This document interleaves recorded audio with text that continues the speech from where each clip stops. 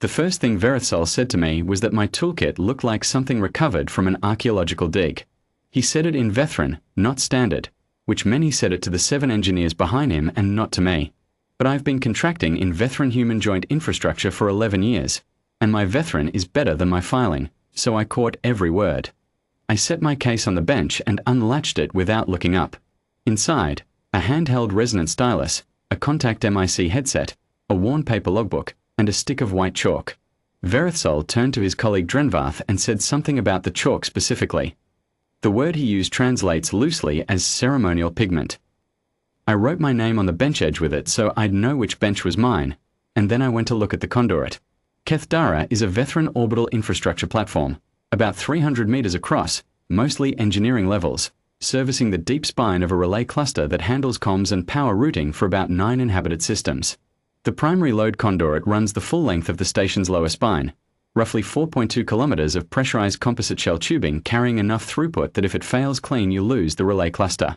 If it fails dirty, you lose more than that.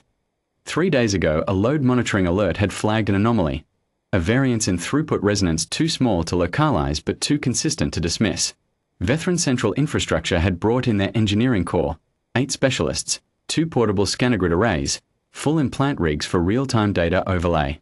They had also, per the joint contract clause that Vethran Infrastructure and the Human Engineering Liaison Office had signed 4 years ago and that Vethran had clearly not read recently, brought in me. I'm a structural acoustics engineer. I find faults in load-bearing infrastructure by listening to it. That is the entire job. The Vethran scanner arrays were already running when I walked the first 100 meters of conduit.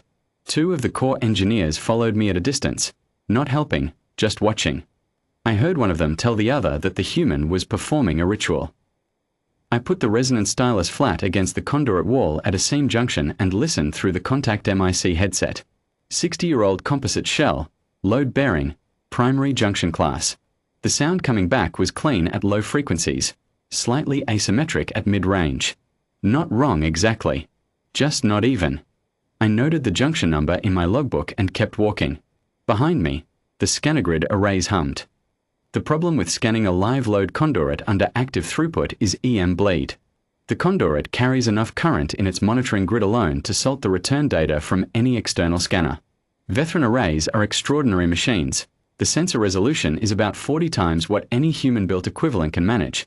But resolution doesn't help you when the signal you're reading is buried under interference from the thing you're trying to read. The Corps knew this. Their plan was to run the full grid pass twice, cross-reference the returns, and use statistical filtering to eliminate the noise. It is a sound plan. It takes time. By hour 2, the arrays had covered the first 1.1 kilometers and flagged 83 candidate anomalies, which the filtering would later reduce, probably. Vethran pulled up the data wall in the monitoring room and I saw him looking at it with the expression I recognize in engineers when the numbers are technically proceeding but not yet useful. I was in the logbook at that point, reviewing my junction notes. He glanced at me once and didn't say anything about the chalk. I went back to the conduit.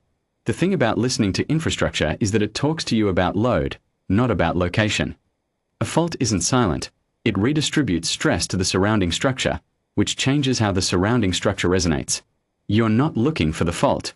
You're listening for everything around the fault behaving slightly differently than it should. It's slow work because the differences are small, and it requires knowing the baseline, what the conduit should sound like at each class of junction, each material transition, each load-bearing seam.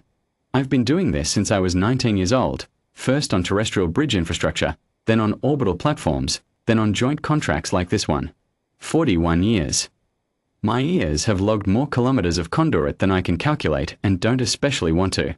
Around hour 3, I found a junction in the second kilometer that was giving me a return I didn't like. Not wrong, close to spec, but the asymmetry was tighter than the earlier one and pointed in a direction I wanted to follow.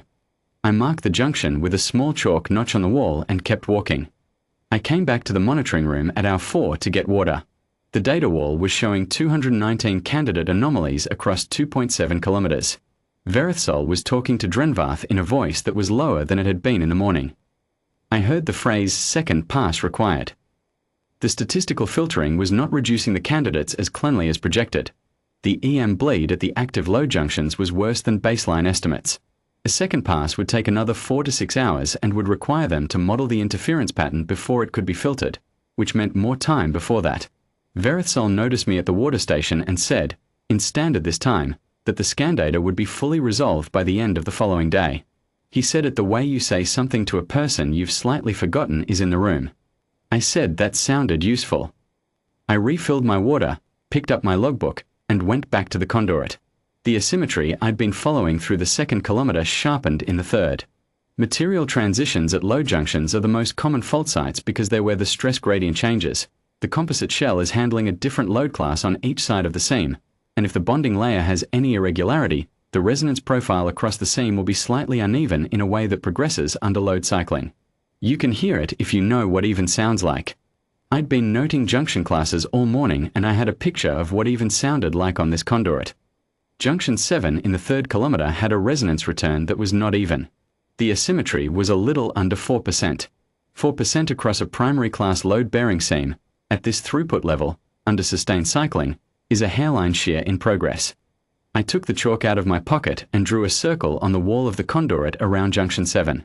Then I wrote the junction designation and my initials inside the circle, because in 11 years I have learned to document everything and argue about it later.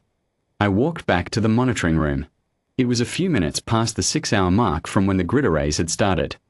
Vethran was at the data wall with 3 of his core engineers, working through the interference modeling phase. The candidate count had reached 340 across the full 4.2 kilometers. I said, junction 7 in the 3rd kilometer, load-bearing seam, hairline shear at the bonding layer.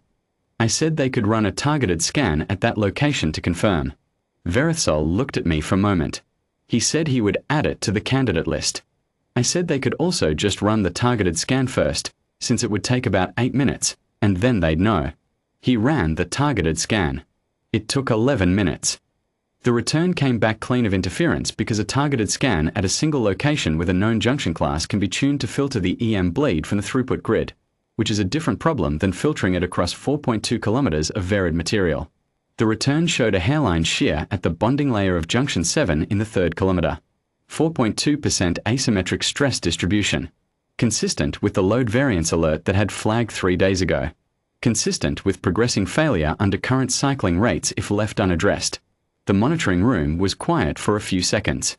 Drenvarth asked how I had found it. I said by walking the conduit with a resonance stylus and listening. He asked how long that had taken.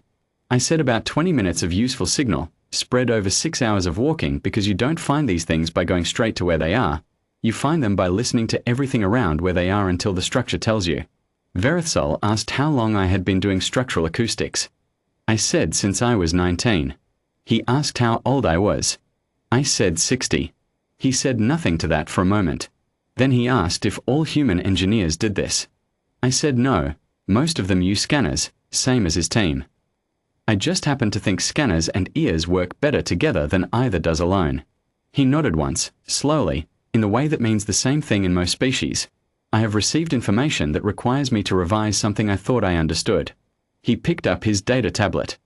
I saw him navigate to the core comms channel. He was there for about 30 seconds. When he put the tablet down, he said the repair team would be mobilized for Junction 7 and that my survey notes would be appended to the incident record. I said that was fine and wrote up my logbook entry while he made the calls. I don't know what he deleted. I didn't ask. The conduit got repaired, and that's what I was there for.